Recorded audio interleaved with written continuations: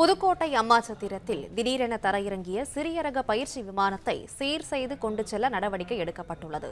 இதுகுறித்த மேலும் விவரங்களை செய்தியாளர் கலைவேந்தன் வழங்க கேட்கலாம். கலைவேந்தன், வணக்கம். விவரங்களை சொல்லுங்க. வணக்கம். புதுக்கோட்டை அம்மாசமுத்திரம் இடத்தில் பயிற்சி விமானம் ஒன்று இன்று மதியம் விபத்துக்குள்ளானது.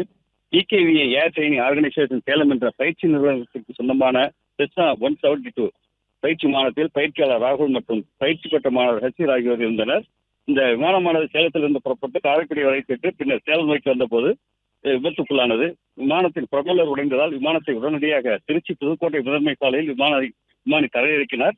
விமானியின் சாதுரியத்தால் பெரும் விபத்து தவிர்க்கப்பட்டது. இருவரும் காயமின்றி தப்பினர். இதையடுத்து சம்பவ இடத்திற்கு போலீசார் பொதுமக்களுடன் விமானத்தை சாலை ஓரமாக நிறுத்தினர். தடைப்பட்ட விமானத்தை சீர் செய்தனர். விபத்தின் போது விமானத்தின் முன்பக்கங்கள் சேதமடைந்தது.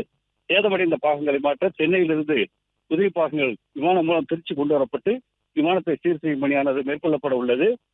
பழுது சரி செய்யப்பட்டு பின்னர் சேலம் எடுத்துச் செல்லப்படுகிறது. இதற்காக தற்போது அந்த பகுதியில் மின் விளக்குகள் கட்டப்பட்டு வருகிறது. பிளே ஸ்டோர் மற்றும் ஆப் ஸ்டோரில் இருந்து பாலிமர் செயலியை QR கோடு மூலம் பதிவிறக்கம் செய்யுங்கள்.